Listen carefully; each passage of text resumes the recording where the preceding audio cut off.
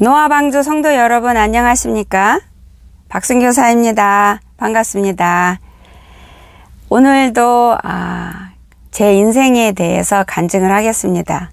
사실은 제가 제 인생에 살아온 어느 한 부분에 대해서 간증을 하려고 마음을 먹고 준비할 때 굉장히 긴장이 됐어요. 긴장이 됐고 쉬운 결정은 아니에요. 쉬운 결정은 아니고 제가 간증을 하기로 결정한 거는 제 간증을 통해서 한 분이라도 더 은혜를 받았으면 좋겠어요. 한 분이라도 더 용기를 얻었으면 좋겠고요. 한 분이라도 더 아버지 예수님의 사랑을 깨닫고 아버지 앞에 나오는 일이 있었으면 그런 간절한 소망으로 제가 간증을 하기로 결심을 했습니다. 그 간증 앞서서 제가 아마 몇 번 다른 영상에도 한 두세 번 말씀드린 것 같은데요. 영상이 바로 전에 영상에서도 어느 분이 댓글을 올리셨는데 두 분 거가 지워졌어요. 그래서 제가 지운 게 아니고요. 시스템이 어떻게 됐는지 모르겠어요. 제가 자동으로 왜 지워지는지 제가 아는 대로 노력을 해봤는데 그 원인을 찾을 수가 없었고요.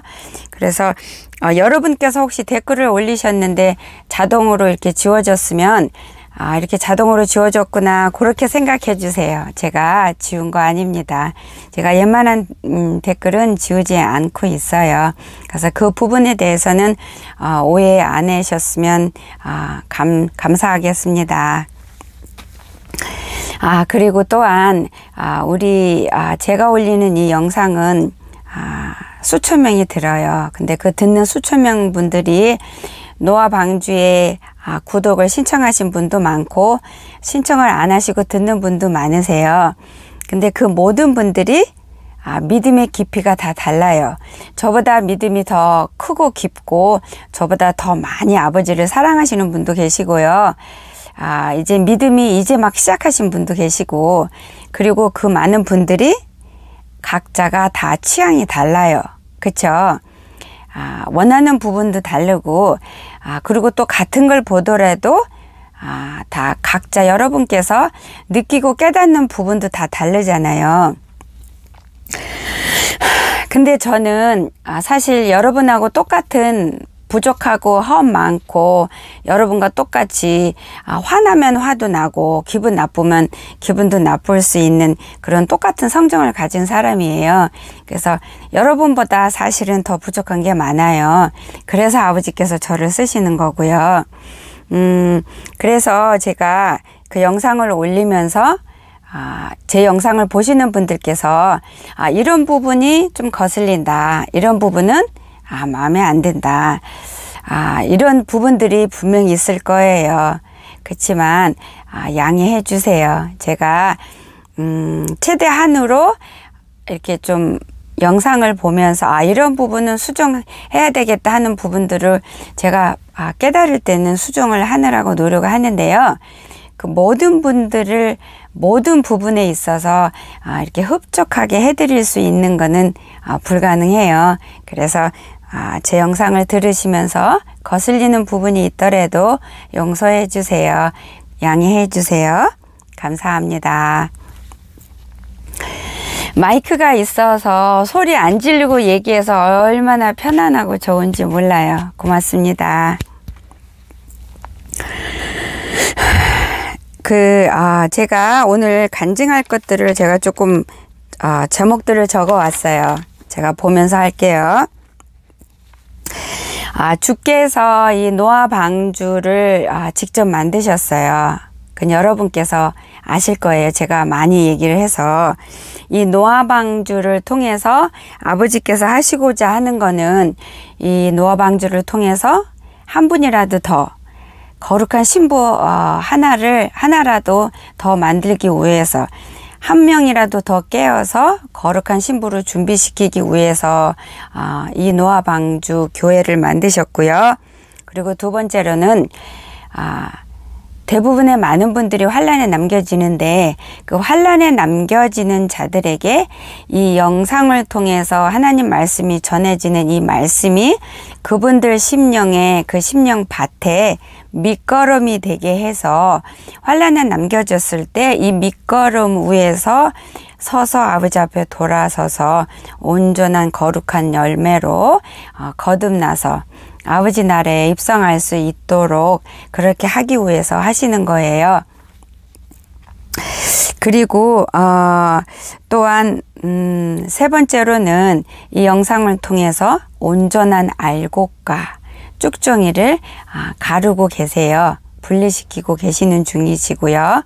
또한 이 영상을 통해서 아버지께서 저를 더 하나님의 단단한 자녀로 저를 훈련시키시고 저를 다듬고 만지시고 계시는 것이고요. 그게 이 노아방주 광야교회를 세우시고 아버지께서 운영하시는 그 목적이 바로 이거예요. 그리고 어제 오늘이 월요일이니까 저는 월요일이에요. 어제 주일 예배 때 예배를 드리는데 하나님께서 저한테 음성으로 그 음성이 들리면서 환상으로 보여서 마음에 느끼면서 이렇게 저한테 보여주시고 말씀해 주신 게 있어요.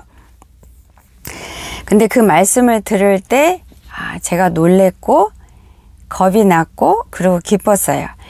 무엇이라고 아버지께서 말씀을 하셨냐면, 근데 이 말씀을 주실 때 그 음성이 굉장히 부드러웠어요. 따뜻했고 노아의 때처럼 더럽고 추악한 악이 다 찼으므로 지구의 모든 악하고 더러운 것들을 심판하여 나의 노를 쏟아부어 싹 다 쓸어버려서 깨끗하게 할 때가 되었구나. 이렇게 말씀해 주셨어요. 이렇게 말씀하실 때 그 음성이 너무 부드러웠는데 가슴이 쿵 했고 그러면서 한편으로는 기뻤어요. 이제는 올라갈 때가 됐구나. 왜냐면은 저도 힘들 때, 쟤하고 싸울 때, 쟤 때문에 넘어질 때는 아버지 빨리 오세요. 아버지 앞에 빨리 가고 싶어요. 그래서 쟤 더 이상 안 짓고 이 쟤하고 싸우는 이 힘든 거를 안 하고 싶어요. 제가 그런 기도를 자주 해요. 아버지 앞에 중얼중얼. 그리고 주일날 오후에 제가 친정 식구하고 예배를 드렸어요. 예배를 드려서 저하고 엄마하고 언니하고 동생 둘하고 가정 예배를 은혜롭게 성령님이 인도함에 따라서 예배를 드렸어요. 근데 이제 그 예배를 드리는 가운데서 아버지께서 주신 말씀이 있고 깨닫게 해주신 말씀이 있어요. 각자 사람마다 갖고 있는 힘듦이 있고 그거를 환란이라고 굳이 표현할 수도 있는데요. 그런 부분들이 있잖아요. 있는데 이렇게 아버지께서 주신 말씀이 만약에 이렇게 평탄하면 삶에 어려움이 없으면 모든 게 만족스럽고 안일한 삶을 지금 산다면 그거는 하나님 보시기에 하나님 입장에서는 축복이라고 볼 수 없다. 이렇게 말씀을 하셨어요.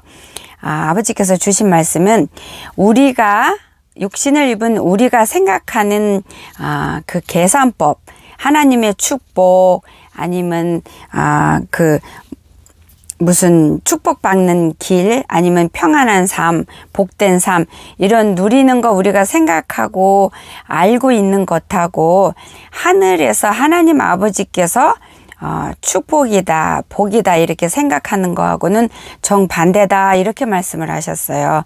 그러니까 간단하게 말하면 하늘 아버지께서 계산하는 계산법하고 우리가 생각하고 계산하는 법이 반대다 이렇게 말씀하셨어요. 그래서 반대로 생각하면은 그게 하나님의 뜻을 알 수 있다 이렇게 말씀하셨어요. 우리가 지금 살면서 힘듦이 있잖아요. 그냥 멀리 안 보더라도 내 가정 삶에서, 가정 안에서 힘든 게 있잖아요. 남편 때문에 힘들고, 뭐 물질적인 게 힘들고, 자식 때문에 힘들고, 나의 육체 연약함 때문에 힘들고, 이런 모든, 또한 직장에서 또 힘들게 하는 사람들이 있고, 직장에서 없었으면 하는 사람들이 있잖아요. 그쵸?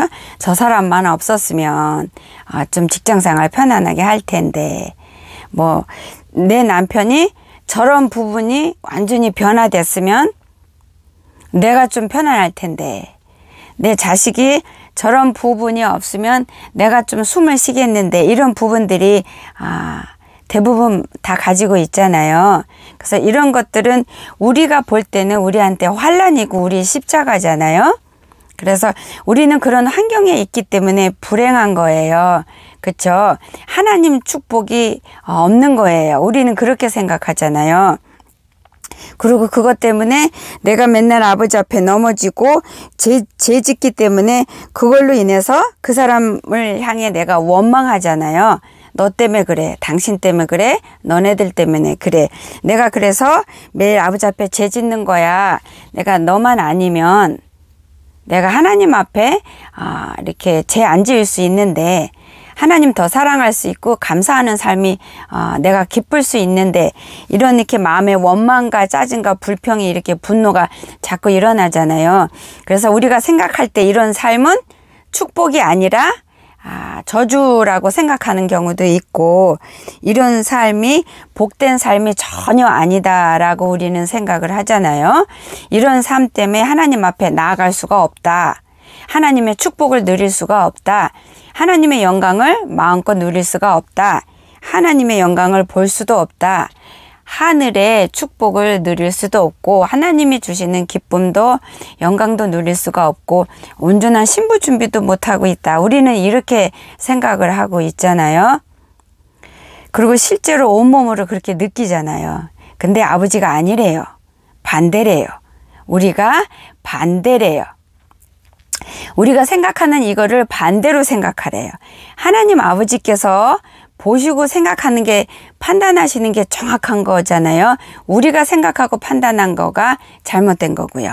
아버지께서 주시는 말씀이, 분명하게 저한테 주신 말씀이, 너희가 삶이 평화롭고 풍요롭고 불평이 없고 힘듦과 짜증이 없는 안일한 삶 속에서는 하나님의 온전한 축복을 깨달을 수도 없고 누릴 수도 없다. 하나님의 기적과 역사를 누릴 수도 없다. 기도 응답의 그 놀라운 축복을 볼 수도 없고 누릴 수도 없다. 그리고 죄하고 싸워서 하나님이, 성령님이 인도하시는 그 죄와 싸움의 그 승리의 맛도 누릴 수도 없고, 그러므로 인해서 하나님 앞에 온전한 영광도 올려드릴 수도 없고, 우리가 정금같이 이렇게 단단하게 해줘서 아버지 앞에 정금같이 나올 수도 없다. 우리가 온전하게 훈련받아서 거룩한 자녀로 아버지 앞에 설 수도 없다. 그리고 아버지의 그 절절한 십자가의 사랑도 온전히 제대로 누릴 수도 없다. 그리고 아버지가 우리와 함께하며 우리를 볼 것 같은 눈으로 지켜주시는 그거를 온전히 실감할 수도 없다. 아버지께서 그렇게 말씀하셨어요. 그러시면서 아버지께서 이렇게 토기장이가 그릇을 만들 때 불 속에 집어넣잖아요. 불 속에 집어넣다가 나와야 그 그릇이 제대로 된 그릇이 되고, 쓸 수 있는, 쓸모 있는 그릇이 되고, 단단한 그릇이 되잖아요. 쇳덩어리도 불에 집어넣어서 꺼내갖고 두드리고, 물에 집어넣었다 두드리고, 이렇게 하면서 정말로 쓸모 있는 아름다운 멋있고 근사한 칼이 나오는 거잖아요. 그거와 같다, 이렇게 말씀을 하셨어요.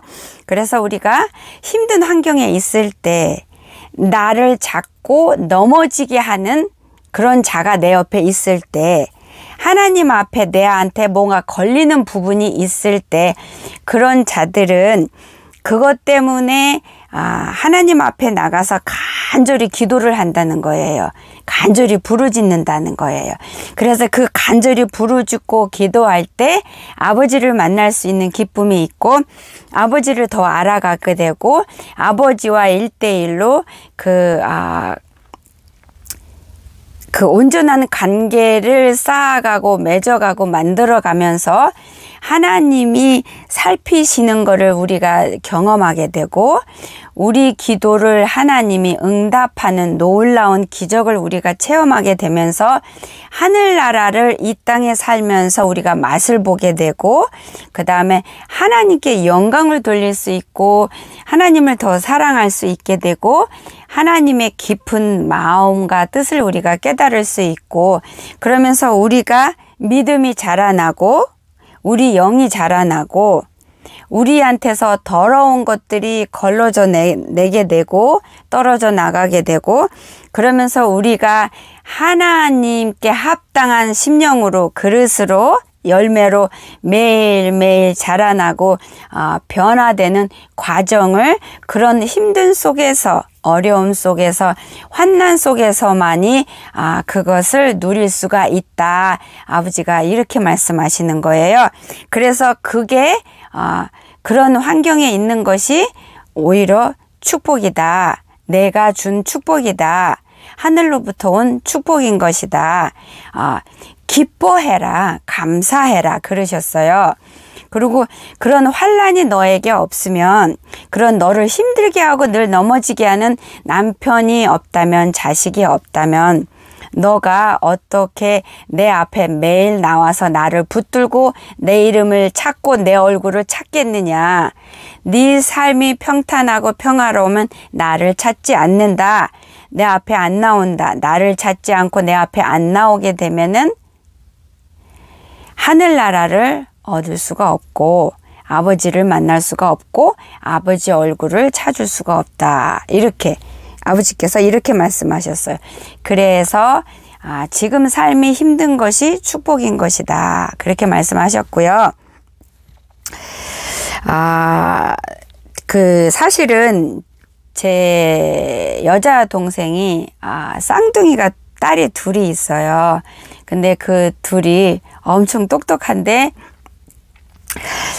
그 중에 하나가 늘 이렇게 짜증을 잘 내고 늘 징징징 울어요. 아기 때도 그랬는데 그 아이 때문에 제 동생이 너무 힘든 거예요. 마음에 기쁨이 없고. 그래서 그 예배 시간에 아버지께서 그 말씀을 주신 거예요. 그 딸이 너를 힘들고 괴롭히는 게 아니라 축복의 통로다. 축복의 열쇠다. 천국 문을 여는 열쇠다. 문이다. 그렇게 아버지께서 말씀을 하셨어요. 그래서 그런 딸이 있는 것을 감사해라. 그러므로 인해서 너가 나를 더 찾지 않니? 나 앞에 더 나오지 않니? 만약에 너가 그런 힘든 게 없었다면 네가 내 앞에 나오지도 않고 찾지도 않고 나의 도움을 필요로 하지 않음으로 말미암아서 너가 믿음을 얻을 수도 없고 영생을 얻을 수도 없다. 아버지가 이렇게 말씀을 하셨어요. 그래서 지금 이 영상을 들으시는 모든 분들께서 많은 분들께서 힘든 환경이 분명히 있으세요. 남편 때문에, 자식 때문에, 혹은 친정 가족 때문에, 혹은 직장에 없었으면 하는 그 동료 때문에. 근데 그런 분들을 원망하고 이렇게 짐으로 여겼던 그 마음을 아버지께서 바꾸시래요. 내 축복의 통로다. 내 축복의 열쇠다. 내가 하나님의 축복을 받고 하나님의 사랑을 더 누리며 하늘로 갈 수 있는 직행 통로의 그 키다. 이렇게 아버지께서 보래요. 그래서 여러분들께서는 지금 이 시간 제 영상을 들으시면 한번 생각을 바꿔보세요. 아버지 말씀하신 대로 그렇게 한번 바꿔서 아버지 앞에 이제는 그런 마음으로 한번 나가보세요. 정말로 우리가 그 평탄한 삶을 살아서 아무 문제 없으면 저도 그렇더라고요. 아버지 앞에 나가는 게 좀 숫자가 적어요. 부르짖는 게 약해요. 근데 힘든 게 있으니까 더 아버지 앞에 부르짖게 되고, 더 많이 부르짖는 가운데 아버지와 더 친하게 되고 아버지 앞에 더 나갈 수 있고, 그 가운데서 제가 훈련이 되고 단련이 되더라고요. 그래서 제가 영이 더 맑아지고 영이 더 자라고, 제가 아버지 마음을 더 깨닫게 되고 아버지와 더 가깝게 지내게 되고, 이렇게 되더라고요. 그래서 한번 이제부터 마음을 바꿔보세요. 남편이 답답합니까? 그러면은 그 남편이 풀무물인 거예요. 내가 나를 정금같이 단련하기 위해서 불이 필요하잖아요. 그거예요. 불인 거예요. 그러시면서 아버지께서 환상을 보여주셨는데, 제 동생이, 쌍둥이 엄마인 제 동생이 남편이 믿음이 없어요. 남편은 성격은 굉장히 화도 안 내고 좋은데, 동생하고 좀 안 맞는 부분이 많고, 예를 들어서 11조 내는 것 갖고도 막 뭐라 그래서 동생이 11조도 못 내고, 그래서 아버지 앞에 믿음 생활하는데 굉장히 좀 방해되는 것들이 있어요. 그런데 아버지께서 환상을 보여주셨는데, 갑자기 예수님이 이렇게 대장장이인 거예요. 이렇게 모자 하얗게 쓰시고 대장장이가 입는 옷을 입고, 그 다음에 무슨 이렇게 선반이 있고, 앞에는 이렇게 둥글게 굴 같은 게 있는데 불이 있고, 한쪽에는 물이 있었어요. 그리고 아버지께서 망치를 갖고 계시는데, 망치가 길이가 이 정도 돼가지고 이렇게 둥글었어요. 이렇게 납작하고, 그 다음에 여기 가운데 이렇게 손잡이가 있고, 그래서 이 손잡이를 이렇게 들고 무언가를 근데 제 동생인 거예요. 제 동생으로 보이지 않고 무슨 새덩어리 이렇게 뭉치로 보였어요.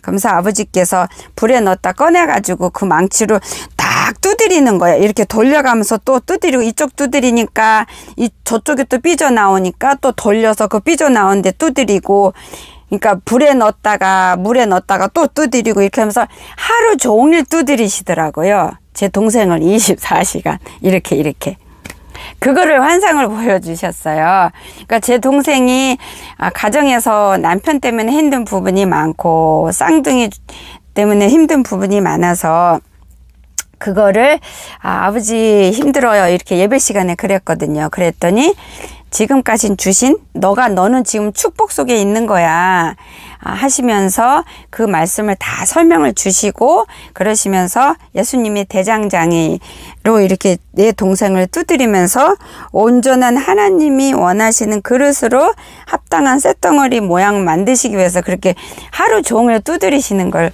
환상으로 보여주셨어요. 그러면서 너는 지금, 내가 볼 때는 너는 지금 축복 받았다. 하나님의 축복을 받았고 축복 속에 있는 거야. 그렇게 말씀을 확실하게 주셨어요.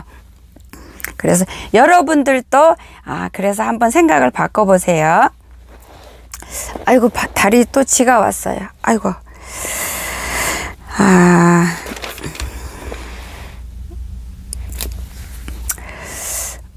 그리고 오늘은 마지막으로 지금 23분이다.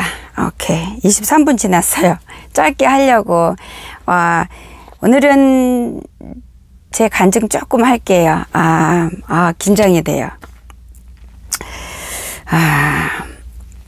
여러분한테 진심으로 도움이 됐으면 좋겠습니다. 저는 그냥 짧게 간단하게 할게요. 저는 사실은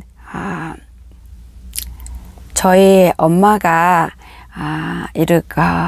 자식들을 엄청 차별하셨어요. 그러니까 지나가는 개도 알 정도로 차별하셨어요. 그래서 저희 엄마는 이렇게 차별을 하셨는데, 제가 그 가정에서 살면서 엄청 많은 상처를 받았고, 저는 그래서 어려서부터 늘 집에서 나가고 싶은 그런 마음으로 생각으로 늘 살았어요. 근데 혼자서 나가서 살 수 있는 능력이 없으니까 그렇게 그냥 그 속에서 상처받으면서 억울함 엄청 많이 받으면서 저희 엄마가 차별을 엄청 하셨기 때문에 그 차별이 심하면 심할수록 저는 억울함을 엄청 더 많이 당했어요. 겪었고 그 속에서 가정에 대해서 부모에 대해서 마음은 다 완전히 닫아지고 그래서 믿을 사람 하나 없고 의지할 사람 하나도 없는 그런 삶을 살았어요. 그래서 제가 집에서 독립해서 나갈 수 있는 유일한 길이 결혼이었어요. 저는 이렇게 늘 아프고 늘 약하기 때문에 혼자 직장 생활을 하면서 돈 벌어서 살 수 있는 처지가 안 됐어요. 처지가 다리가 쥐가 났어요. 죄송합니다. 그런 처지가 안 돼서 제가 유일하게 나갈 수 있는 부분이 결혼이었어요. 그래서 근데 그 중매가 들어왔었어요.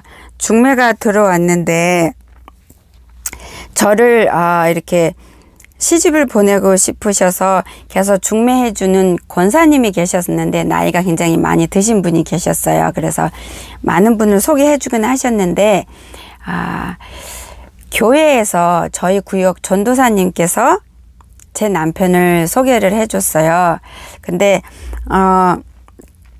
제가 그 권사님한테 이제 권사님이 이제 저한테 전화가 와서 다른 사람 이제 소개시켜 주려고 전화가 와서 제가 권사님 제가 지금 누구 소개받아서 교회에서 소개받아서 만나는 분이 있습니다.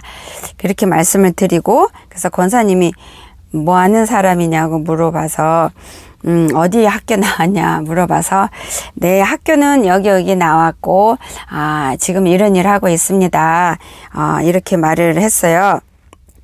그랬더니 그 권사님께서 그거 이상하다 한번 알아봐라. 그 정도 학교 나온 학벌과 그 정도 집안에서 어떻게 너 같은 사람을 결혼하겠다고 만나니 그거는 뭔가 좀 문제가 있다. 그 정도 학벌과 그 정도의 집이면은 분명히 너보다 훨씬 더 좋은 조건을 가진 사람을 찾는 게 맞는 건데 어떻게 너같이 이렇게 부족한 게 많은 사람을 좋다고 만나는 거가 의심스럽다. 한번 알아봐라. 그렇게 말씀을 해주셨어요. 근데 저는 교만하고 어리석어서 권사님이 저를 위해서 해주시는 말씀을 제가 무시했어요. 그리고 기분 나빠했어요. 나 같은 사람이라도 충분히 그런 학벌 가진 사람, 그런 집안에서 있는 사람 만날 수 있지. 왜 그렇게 못 만나? 참 생각이 좀 너무했다. 그러면서 제가 속으로 기분 나빠했어요. 그리고 권사님 때 그렇게 대놓고는 말 못하고 그러고서는 그 사람이랑 이렇게 데이트를 하는데 뭔가가 조금 달랐어요. 다른 사람하고 뭔가 조금 다른 느낌이 들었어요.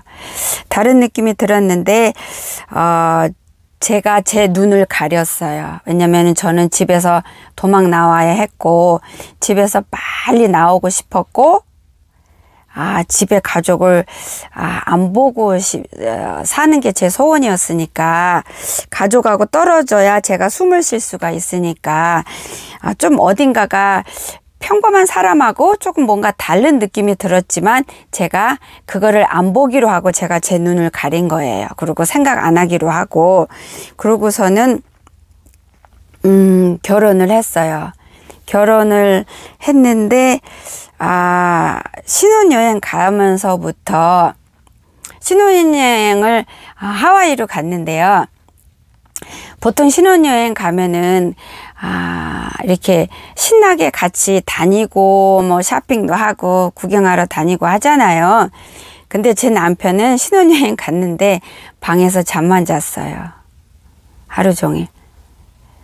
그래서 제가 혼자서 그 호텔 주위에 돌아다니고 구경하고 바닷가 호텔에 뒷문에 나가면 바닷가였어요. 그래서 혼자 바닷가에서 놀고 그래서 신혼여행도 이렇게 눈물 머금고 이렇게 시간을 보냈어요.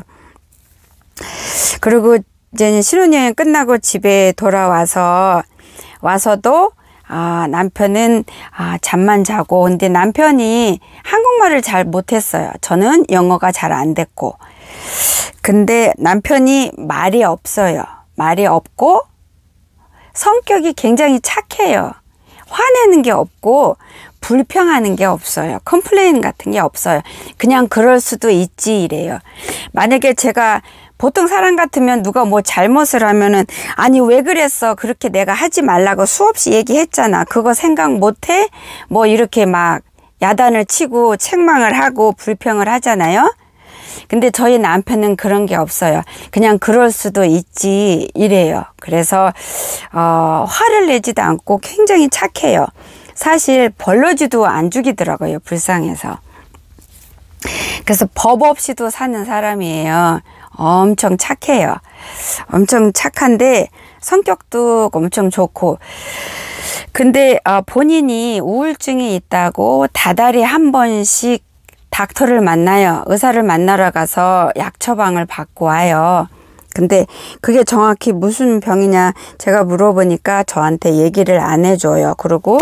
그래서 제가 병원에 내가 같이 따라가도 되냐? 그래도 절대로 저 못 오게 하고, 데이트할 때 본인이 우울증이 살짝 있어서 잠이 잘 안 온다. 그래서 의사 만나려고 한다. 약 먹으려고 한다. 이렇게만 살짝 얘기를 한 거였어요. 근데 나중에 안 사실이지만 저희 남편이 정신분열증이 있는 사람이었어요. 왜냐면은 시댁 식구는 성격이 굉장히 강해요. 엄청 사람들이 굉장히 머리가 좋은 집안이고 엄청 성격이 강하고 그리고 굉장히 부한 집안이에요. 그래서 굉장히 교만해요. 모든 사람을 굉장히 이렇게 아래로 내려다보고 그러세요. 그런데 저는 그러니까 시댁 식구는 그렇게 남편이 문제 많은데 그런 사람 좋다고 쫄래쫄래 결혼한 저를 사람 취급을 안 했어요. 범사에 무시했어요. 범사에 업신여기고. 그래서 시댁에만 가면 이런 상처 저런 상처 이렇게 받고, 사실은 제가 친정집에서 사랑을 못 받았어요. 그래서 부모 사랑이 뭔지 몰라요. 그래서 저는 이렇게 무시받고 미움받고 그게 익숙한 사람이에요. 한국에서는 학교에서도 선생님이 학생들을 무시하잖아요. 이렇게 못 살고 이러고 좀 이러면 무시하고 그러잖아요. 그러니까 저는 어디를 가도 무시당하고 업신여기고 제 마음이 전달이 안 되는, 미움받는, 어디를 가도 미움받았어요. 그래서 그게 굉장히 익숙해요. 그래서 사랑받고 이러면은 굉장히 어색해요. 어떻게 할 줄을 모르고.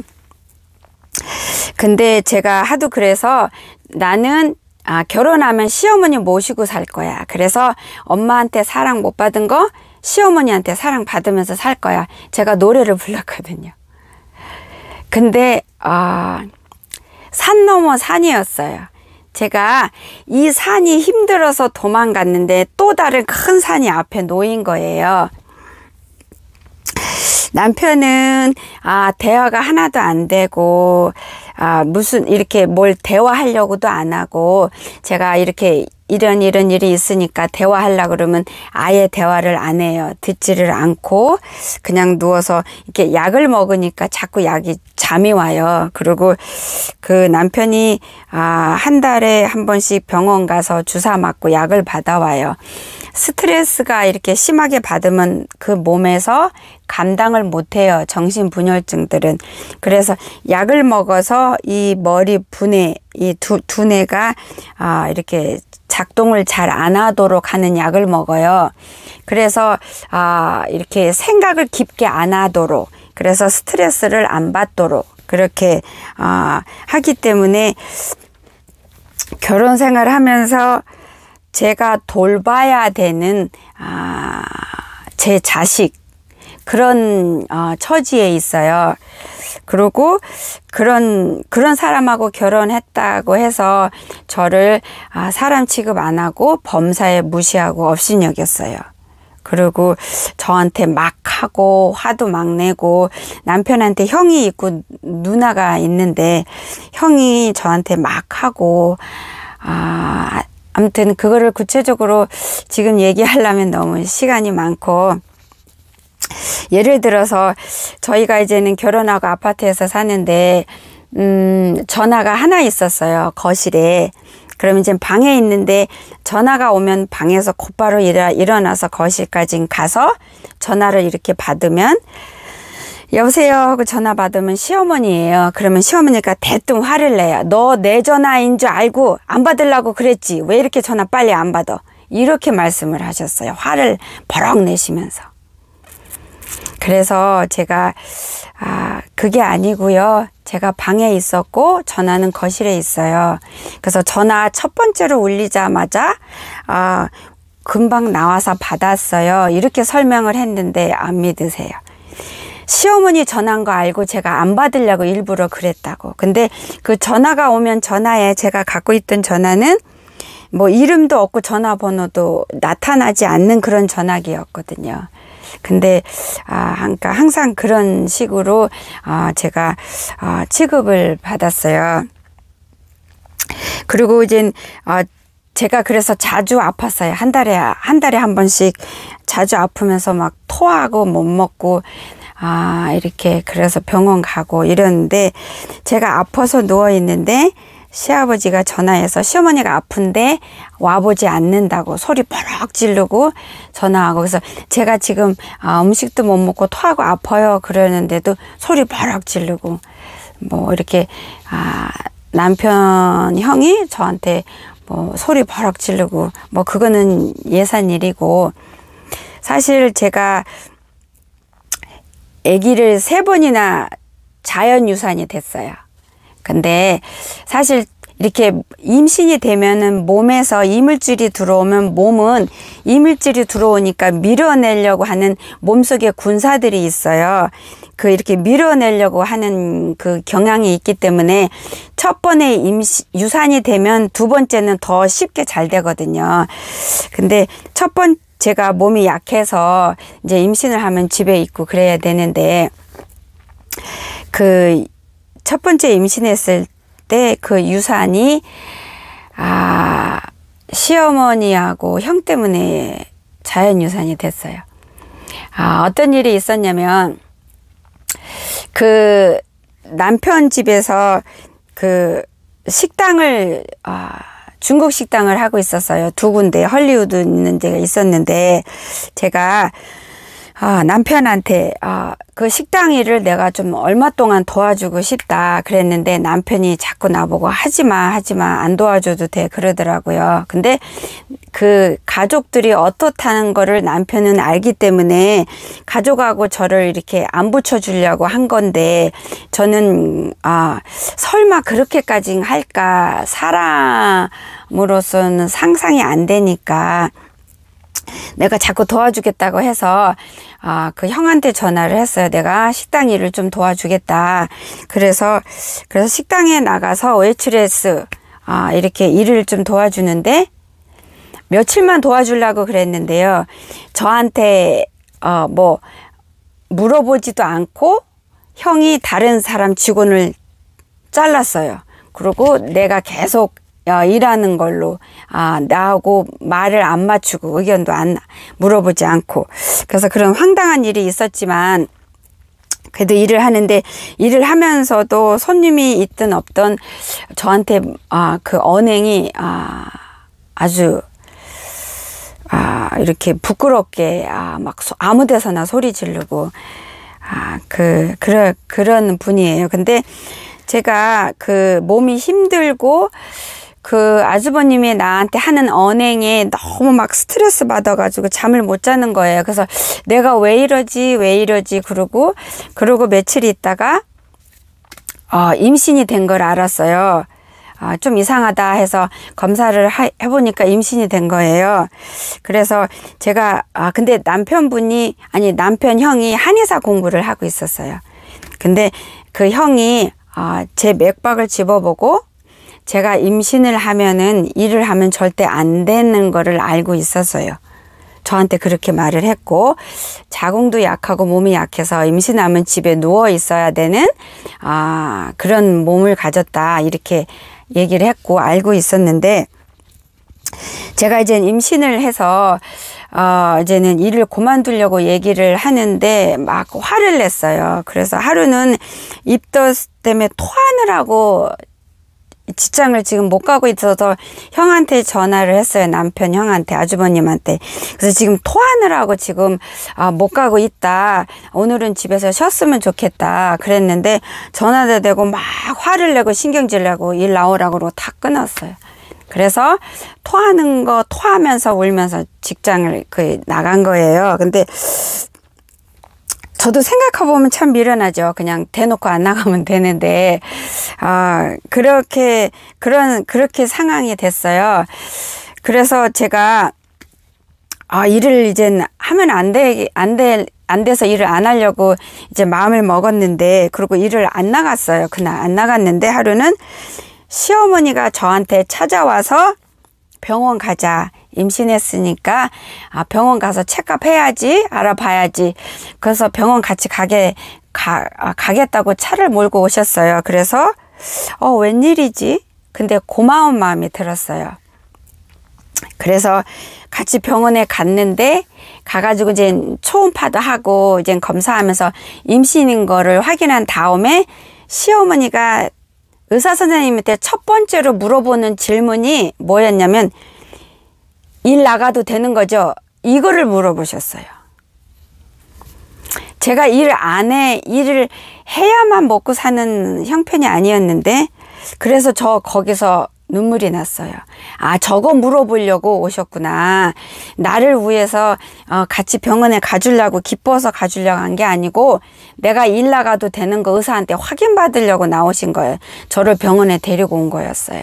그래서 제가 역시 내가 뭔가 착각을 했구나. 이젠 그러고 혼자 눈물을 삼키고 있었어요. 근데 이제는 집에 와서 그래도 이제는 내가 마음을 굳게 먹고 일을 안 나가야지. 이렇게 나가지 않겠다고 말을 해야지 그랬는데 시어머니가 이제 저를 집으로 데리고 와서 제 집에 왔어요. 와서 저한테 이거 저거 먹이고 너 빨리 일 가.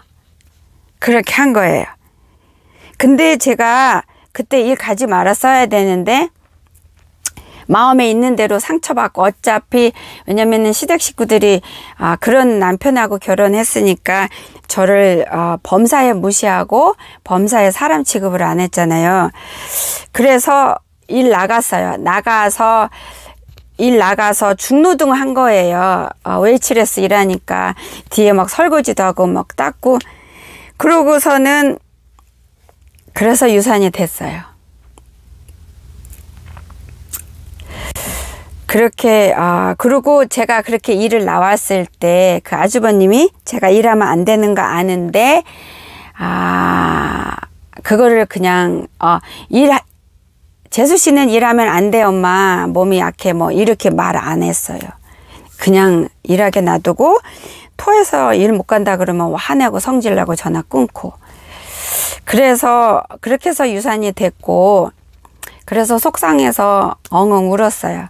그러니까 저는 이거보다 더 심한 이렇게 취급을 대우를 받으면서 결혼 생활을 했어요. 했고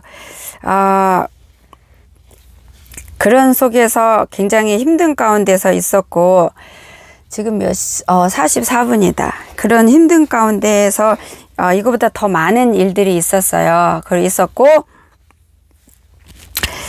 그 오동서 형님도 한테도 제가 많이 상처를 받았고, 그러다가 이렇게 3번이 유산이 됐고, 4번째에 임신이 성공해서 겨우 딸 하나를 낳았어요. 근데 너무 많이 토해가지고 병원에 이머전시 갔는데 심장이 굳기 직전에 병원에 간 거예요. 그래서 의사들이 막 급하고 난리가 났었어요. 그래서 입원시키고, 그 포타슘이라는 그 주사도 특별히 맞고, 그거 주사 맞을 때 이게 몸에 포타슘이 너무 없으니까 심장이 그냥 굳어서 죽는데요. 그렇게 똥물 토하고 아무것도 못 먹고. 그래서 병원에 갔는데 이제는 굳기 직전에 간 거예요. 다행히. 그래가지고 입원시켜서 이 주사 저 주사 맞는데 그 다른 주사들 맞으면서 눈물이 뚝뚝 흘리면서 맞았어요. 너무 아파가지고 막 망치로 이 뼈를 부수는 그런 통증을 느끼는 그 종류의 닌겔 주사 맞으면서 그렇게 해가지고 딸을 겨우 하나 낳았어요. 딸을 겨우 하나 낳고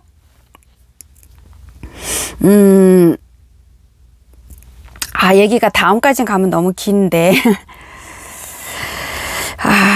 얘기가 지금 46번인데 다음까지 가면 얘기가 너무 길고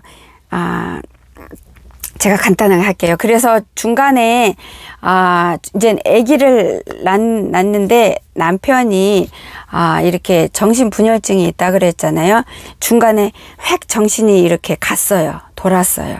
돌아가지고 제정신이 아니어서 밤새 잠 안 자고, 그래서 나는 밤새 남편 지켜야 되고 애 지켜야 되고 그런 상황이 있었어요. 그래서 애한테 그 10원짜리 여기 펜이 그거를 갖고 놀라고 주고, 애가 그거 삼키면 큰일이잖아요. 그래서 애 지키고 남편 지키고 그런 상황에 있다가 나중에는 애기 몇 개월 안 됐을 때 제가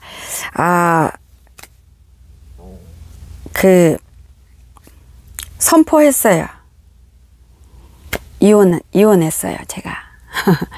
이혼했어요. 이혼했고, 요거는 구체적인 건 다음에 간증에 올릴게요. 이혼을 했고, 그렇게 하고 7년 동안 이렇게 떨어졌다가 남편이 전화가 왔어요. 같이 살자. 그렇게 해서 다시 합쳐가지고 살기 시작했어요. 그래서 저희 딸이 정확히 기억이 안 나요. 6개월도 안 된 것 같은데 그때 이혼을 해서 저희 딸이 7살 반 됐을 때 다시 합쳤어요. 합쳐서 이 집에서 지금까지 사는 거예요. 근데 그 다시 합쳤을 때 이젠 저희 시어머니가 저한테 눈물로 시간을 보냈대요. 잘못했다고 저한테 그러셨어요. 근데 저희 남편이 저를 엄청 사랑해요. 그래서 저희 시어머니가 저희 남편을 다른 사람하고 결혼시키려고 했는데 남편이 나 혼자 살 거야. 지혜씨 아니면은 나랑 같이 살아줄 사람 없어. 지혜씨 아니면 나는 혼자 살 거야. 지혜씨 나 사랑해. 이렇게 해가지고 시어머니가 나중에는 아들을 위해서 저를 다시 받아들인 거예요. 저한테 이렇게 잘못했다. 그리고 그래서 근데 남편이 전화해서 같이 이렇게 살자고 했을 때 그 전에 그 전화 오기 전에 한 달 전에 아버지께서 꿈으로 보여주신 게 있었어요. 꿈으로 보여주신 게 있었고 근데 한 달 뒤에 꿈에서 보여준 대로 정확히 남편이 전화 와서 같이 살자고 다시 합치자고. 그러고 그래서 저는 그거 놓고 아버지 앞에 기도했어요. 엄청 고통스러웠어요. 왜냐면 남편이랑 같이 살면 어떤 고통을 다시 감내해야 되는지 제가 알잖아요. 그 삶을 살아왔기 때문에. 왜냐면 남편하고 살면서 제가 심장병이 생겼거든요. 부정맥이 생겼고. 그래서 제가 쉽지가 않았어요. 나의 행복을 위해서는 도저히 같이 합칠 수가 없었어요. 왜냐면 시댁 식구도 그렇고 그 속으로 들어갈 수가 없었어요. 그 고통을 다시 참아내고 감내할 자신이 없었어요. 근데 기도해도 답은 안 나오더라고요. 아버지 앞에 매달리면서 울면서 기도했어요. 근데 제가 결정을 어떻게 했냐면 나는 생각 안 하고 내 남편하고 내 딸 둘만 생각하고 결정을 한 거예요. 내 남편을 위해서. 내 남편은 누군가가 지켜주고 돌봐줘야 되는 사람이 있어야 돼요. 시부모님 돌아가시면 형제는 나중에 소용이 없지. 형수가 있기 때문에 소용이 없고 누나도 그렇고. 그래서 제가 지켜줘야지 나중에 나이 먹으면 지켜줄 사람이 없고. 그래서 남편을 위해서 그리고 내 딸을 위해서 요 두 사람만을 위해서 제가 다시 결혼하기로 남편하고 합치기로 결정을 했어요. 저 자신의 행복은 생각 안 하고요. 제 자신 행복 생각했으면 못 합쳐요. 그렇게 하고 기도하고 합쳤는데 옛날만큼 시댁 식구가 저를 괴롭히지는 않았어요. 왜냐면 헤어질 때 제가 한 번 들었다 놨거든요. 제가 막 화내고 이렇게 막 따지고 싸우고 그랬어요. 속에 있는 말 조금 쏟아냈거든요. 그리고 저랑 이제 헤어지고 7년 동안 살면서 제 남편이 어떤 삶을 사는 거를 시댁 식구가 본 거예요. 제가 제 빈자리를 시댁 식구들이 절실하게 느낀 거예요. 그래서 다시 합친 다음에는 시댁 식구들이 옛날처럼 저를 이렇게 범사에 무시하고 범사에 간섭하고 참견하고 업신여기는 거를 이렇게 다 끊었어요. 끊었고, 그런데도 다시 결혼했을 때, 왜냐면은 제가 이혼을 하고 아이하고 갈 데가 없잖아요. 그래서 정말로 가기 싫은 친정식구, 친정집 안으로 들어간 거예요. 근데 그 친정집에서 이혼해가지고 어린 아기 데리고 살면서 또 다른 고통이 있었어요. 피눈물 나는 고통이 있었어요. 제가 저희 엄마하고 언니한테서 도망가기 위해서 저희 남편의 이상한 점을 제가 제 눈을 가리고 시집갔다 그랬잖아요. 근데 다시 돌아왔으니 그 고통이 어떻겠어요. 말도 못했어요. 그래서 저는 늘 마음속에 살인을 했어요. 이 박박 갈고 복수하는 상상하고 그런 상상만 했어요. 그러면서 아버지 앞에 매일 나가서 빡빡 울고 기도하고 나 괴롭혀서 내 인생 이렇게 망쳐놨는데 왜 저들은 저렇게 아버지 멀쩡하게 살아요? 뭐 이런 식으로 아버지 앞에 따지기도 하고 수많은 그 강구 속에서 아버지께서 많은 역사도 하셨어요. 그거를 얘기는 다 못하고 그러면서 다시 합쳤을 때 진짜 말할 수 없는 또 다른 고통이 있었어요. 남편이 내가 옛날처럼 잠만 안 잘게 잘할게 그렇게 말을 했는데 그게 약속한 것처럼 쉽게 이루어지지 않았어요. 남편이 약을 먹기 때문에 약이 늘 졸리고 밖에 나가는 거 싫어하고 방은 깜깜하게 해서 방에만 있어요. 그리고 이렇게 먹을 때만 나오고 예를 들어서 제가 너무 자주 아프니까 예를 들어서 무슨 약을 먹으면 그 약 먹으면 졸려서 운전을 못해요. 그 다음날. 근데 애 학교 가야 되는데 애 좀 운전해 달라고 학교 가게 운전 좀 해달라. 내가 약을 먹어서 위험하다. 운전 못한다. 학교는 가깝지만은 그러면은 보통 사람 같으면은 얼른 해주잖아요. 그쵸? 근데 저희 남편은 안 그랬어요. 싫어하고 짜증냈어요. 싫다 그랬어요. 그러면은 저는 돌아서서 울어요. 울면서 기도하면서 아버지 의지하고 불안하면서 애 학교 운전해서 데려다 주고 오고. 그래서 남편이 자주 그러기 때문에 아파서 약을 먹어야 되는데도 못 먹고 밤새 끙끙 앓고 잠 못 자고 바닥 세우고 이렇게 침대에서 앉아갖고 자고 그런 일이 한두 번이 아니었어요. 약을 먹어야 되는데 그 약은 졸린 거예요. 그럼 그 다음날 운전을 못 하잖아요.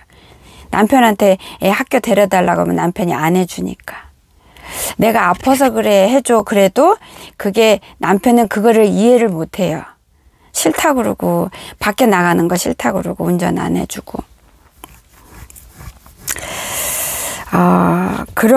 그렇게 있어요. 그래서 뭐 무거운 것 이렇게 들어 있어도 이렇게 들어줘 해야 들어줘요. 예를 들어서 제가 이렇게 마켓을 갔다 오잖아요.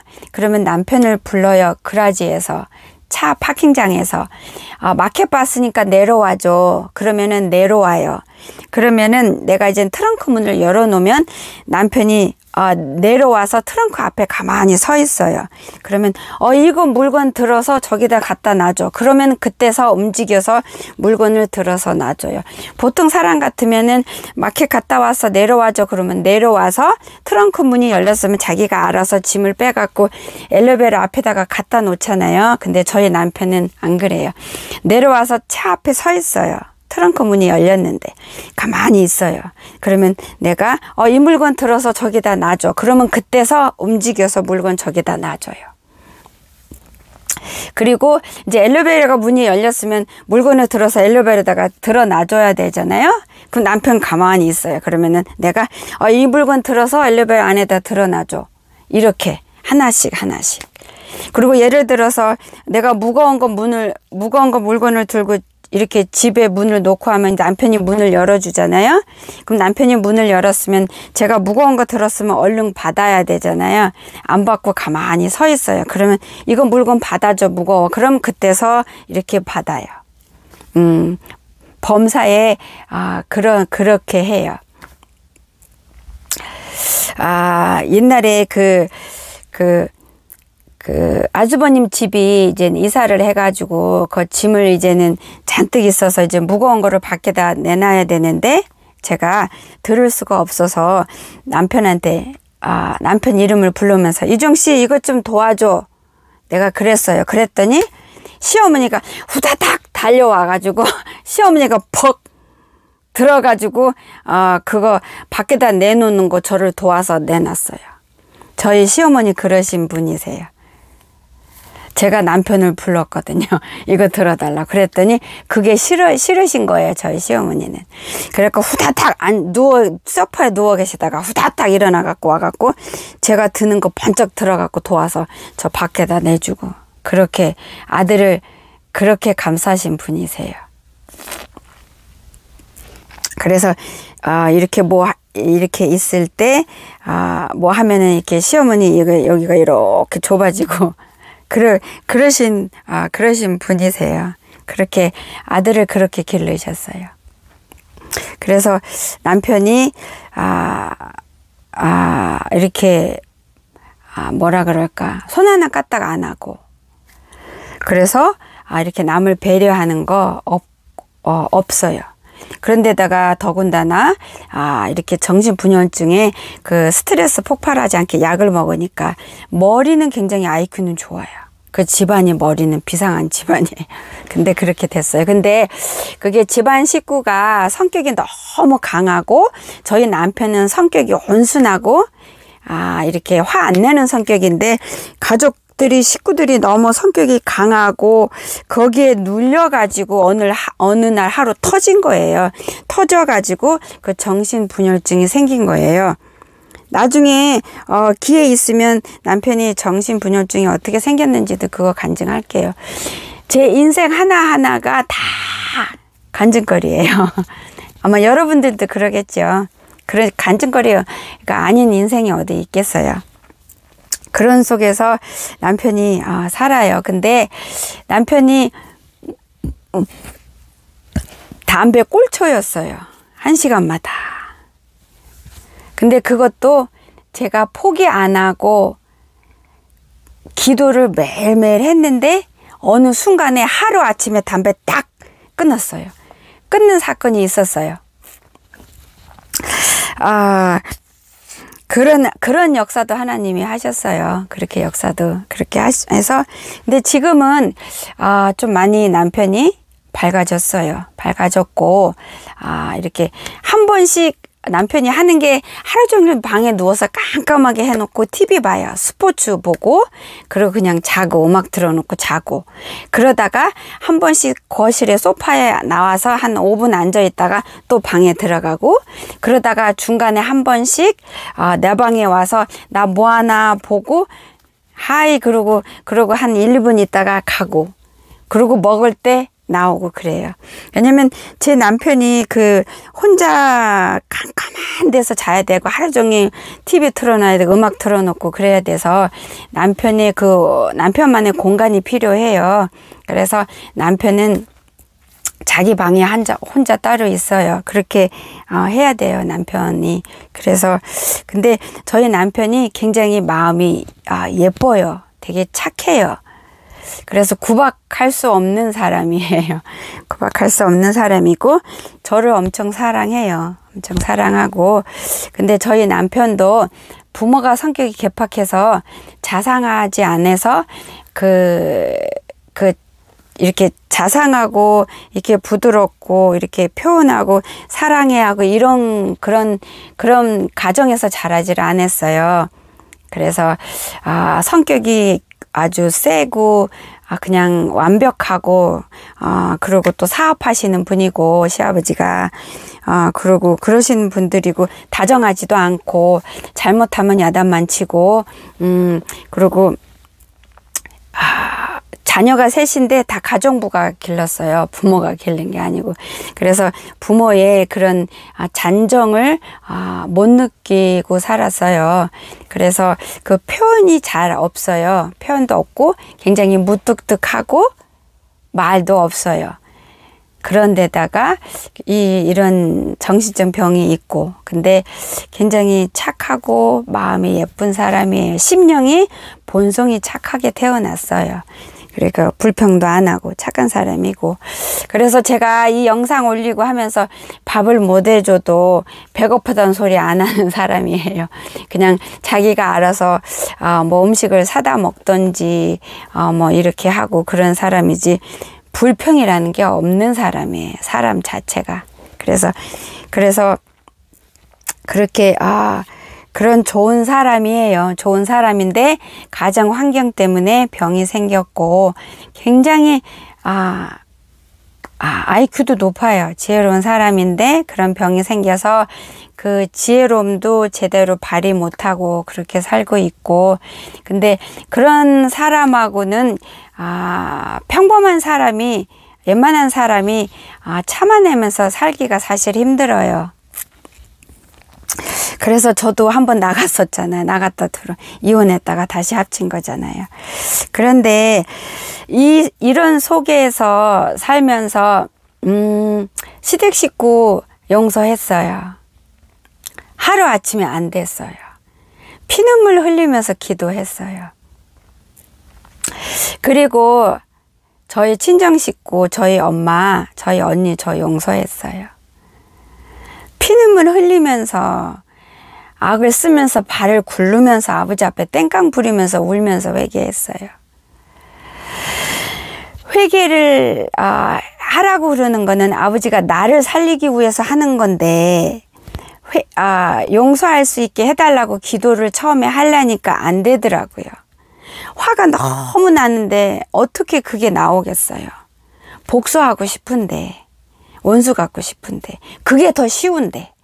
그래서 아버지 앞에 나와서 용서할 수 있는 마음 달라고 기도하다가도 막 화가 나가지고 아버지 한 번만 허락해 주면 내가 죽기 직전까지만 내 분이 풀리도록 시큰 투드려 팰 수 있게 한 번만 허락해 주시면 안 될까요? 그렇게도 했었어요, 저. 그러면 제가 이 속이 시원할 것 같아요.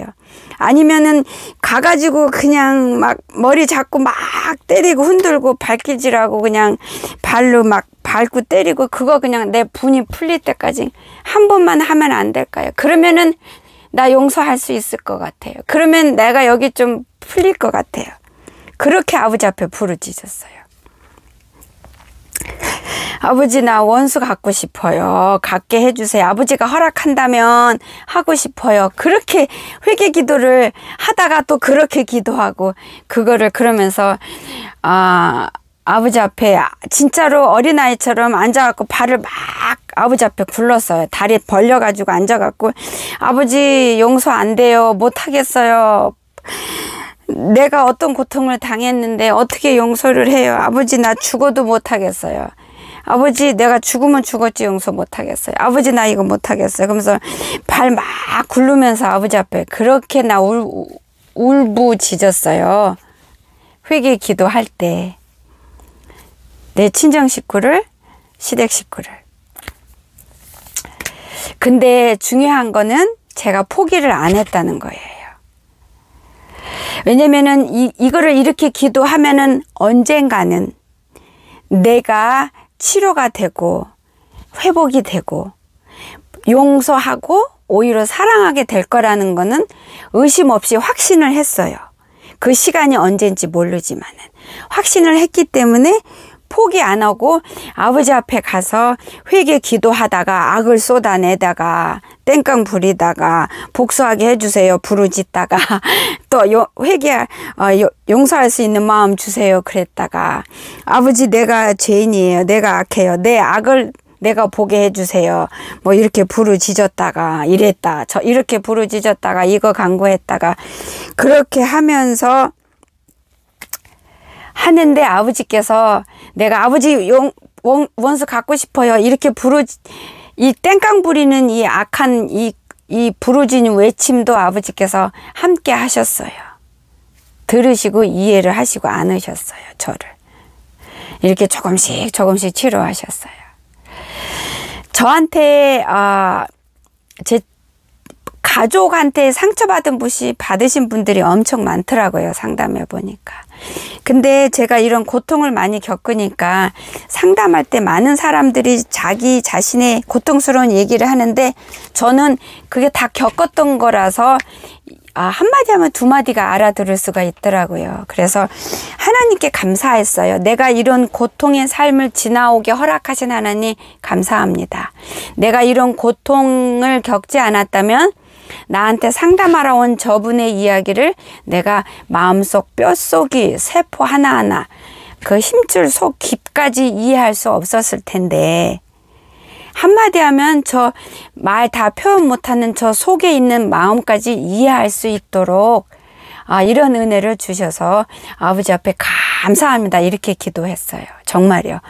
한마디 하면은 표현 못하는 그 속마음까지 제가 보였어요. 느끼고 알 수 있었어요. 왜냐면 내가 거기 있었거든요. 그래서 이 고통이 지나온 삶은 그때는 정말 죽는 거 말고는 소원이 없었거든요. 늘 죽는 상상하고 자살하는 상상하고 그리고 자살도 한번 시도해봤고 근데 지금 와서는 그런 삶을 내가 살도록 허용한 하나님이 너무 멋있고 근사하고 너무 사랑스러운 거예요. 그래서 아버지 앞에 감사 기도를 참 많이 했고 감사 고백을 참 많이 했어요. 그런 내가 완전히 이게 치료가 안 되고 완전히 용서 안 한 가운데서 아버지께서 친정 식구를 내 양으로 붙여주셨어요. 그래서 그 고통 그 괴로움도 쉽지 않았어요. 근데 그 속에서 내가 하루는 그랬어요. 근데 아버지께서 나의 원수를 내 양으로 붙여주신 그 아버지 마음과 뜻을 제가 알았어요. 이해를 했고요. 아버지가 일하시는 스타일이 그렇다는 거를 제가 알았어요. 그리고 원수를 내 양으로 붙여주는 게 제일 나한테 적합한, 제일 적합한 맞는 방법이라는 방법이어서 허락했다는 것도 알았어요, 제가. 근데 한번 그랬어요. 하나님 아버지 왜 이렇게 잔인하십니까? 제가 알면서 그 말 한번 고백한 적이 있어요. 근데요, 저희 친정 가족도 많이 아프고 깨지고 상처받으신 분들이에요. 그런데 제 원수였던 제 양들을, 원수였던 사람들을 저한테 붙여주셨을 때요, 그 양들하고 저하고 이렇게 같이 이렇게 시간이 지났잖아요. 근데 제가 제일 많이 치료가 됐고 회복이 됐고 성장이 됐더라고요. 하나님의 놀라운 지혜예요. 하나님의 놀라운 사랑이고 역사예요. 원수를 내 양으로 이렇게 보내줘서 나보고 먹이고 입히고 사랑해라, 뭐 기도해줘라. 그리고 아버지께서 신의 은사를 주셔가지고 아프면 쫙 하면 저를 불러요. 그럼 가서 기도해줘서 이런 기적 저런 기적 일어나고. 그러면서 저는 막 분해서 떨고 집에 와서 막 이렇게 어떻게 저렇게 뻔뻔할 수가 있지? 사람인데 어떻게 저렇게 뻔뻔하지? 그 뻔뻔함 때문에 제가 와서 막 몸을 떨고 막 이랬었거든요. 그렇게 하면서도 아버지 앞에 아버지 저 못하겠어요. 그만할래요. 그래 놓고 한 30분 있다가 아버지 잘못했어요. 다시 할게요. 죄송해요. 잘못했어요. 제가 악해요. 이거를 수없이 반복을 했어요. 뭐 안 할게요. 못하겠어요. 그만할래요. 그랬다가 잘못했어요. 다시 할게요. 용서해 주세요. 이거를 반복하면서 제 가족이 더 치료가 된 게 아니고요. 제가 월등하게 엄청 차이가 나게 제가 더 치료가 됐고 더 회복이 됐고 이제 기쁨과 감사가 넘치게 됐고 하나님과 더 친하게 됐고 하나님과 뗄래야 뗄 수 없는 관계가 되고 회복이 되고 놀라운 역사예요. 그래서 하나님은 저를 살리려고 여러분은 지금 용서가 안 돼요. 그러시는 분 많아요. 그쵸? 근데요, 여러분, 용서하라고 하는데, 용서하는 거가 그 고통이, 그 분노가 치 떨리는 게 어느 정도인지 저 정확하게 알아요. 그런 세월만 제가 살았잖아요. 근데요, 그 고통을, 그 터널을 여러분 지나셔야죠. 그게 축복이라 그러셨잖아요, 아버지가. 그게 축복이라고. 진짜 지나와 보니까 그게 축복이었어요. 그게 아니었으면 저 이렇게 아버지 앞에 정금같이 못 나왔어요. 그거 아니었으면 제가 아버지 은혜, 경험, 역사, 기적 이런 거 하나도 체험 안 했기 때문에 여러분한테 간증할 거리가 하나도 없는 거예요. 여러분 이해할 수 있는 마음 없어요. 여러분 사랑할 수 있는 마음 안 생겨요. 이게 얼마나 하나님이 주신 축복인지. 그래서 여러분도 생각을 좀 바꿔보세요. 이게 축복인 거예요. 진짜 축복이에요. 아버지께서 그러셨어요. 이게 진짜 축복이다. 환난이 십자가 있는 거가 진짜 축복이다 그러셨어요. 여러분께서 지금은 힘들지만 지금 힘든 거하고 여러분 지옥에서 아니면 7년 환난에서 남아서 힘든 거하고 한번 상상해서 비교해 보세요. 어떤 게 더 힘들 것 같아요? 여러분 정말로 용서할 수 없는 원수가 있잖아요. 나한테 너무나 잘못했으니까. 근데요, 하나님 입장에서 한번 생각해 보실래요? 여러분이 하나님 앞에 잘못한 게 없을 것 같아요? 여러분은 여러분의 원수한테 잘못한 게 없을 것 같아요? 있어요. 여러분은 다른 사람한테 상처 준 거 없어요? 있어요. 여러분은 다른 사람 힘들게 한 적 없어요? 있어요. 여러분이 기억을 못 하셔서 그렇지. 더 많을 수 있어요. 여러분이 상처받은 것보다 다른 사람을 상처 준 게 더 많을 수 있어요. 아버지 앞에 가서는 그 사람보다 여러분이 더 악하고 추하게 보일 수 있어요. 얼마든지. 그러니 아버지가 내려다 보실 때는 얼마나 속상하고 안타깝겠어요. 똥 묻은 자인데 겨 묻은 자를 똥 묻은 자로 취급을 하고 있으니 얼마나 속상하시겠어요. 얼마나 가슴을 치시겠어요. 그런 여러분을 위해서 예수님이 십자가에 대신 죽으셨잖아요.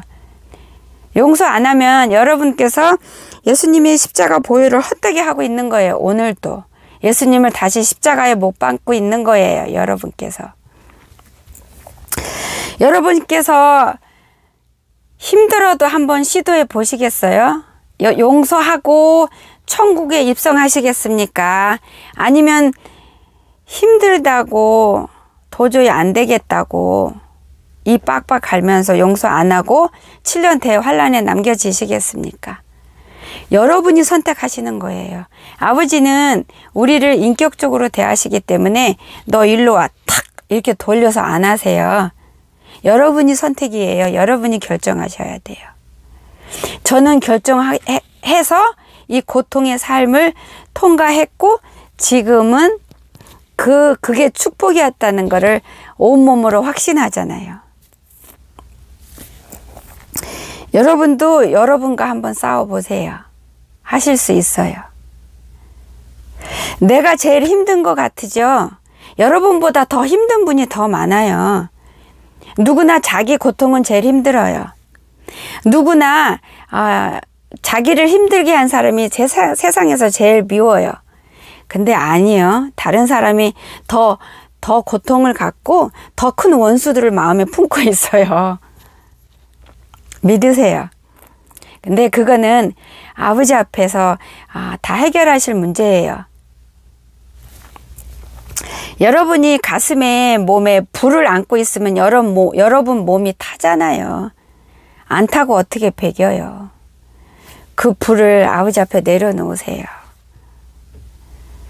준비하셔야죠.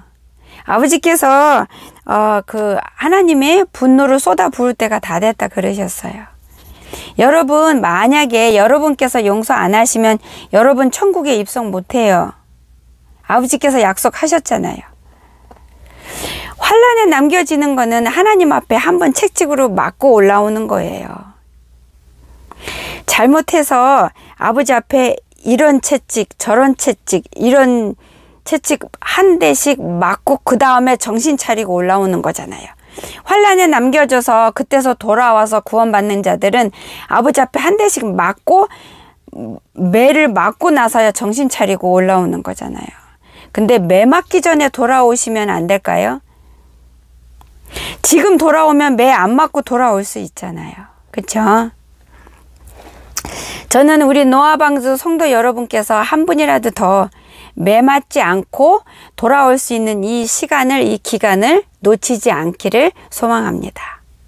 제가 오늘 영상 짧게 하기로 했는데 엄청 길어요. 어떡하지? 큰일 났네.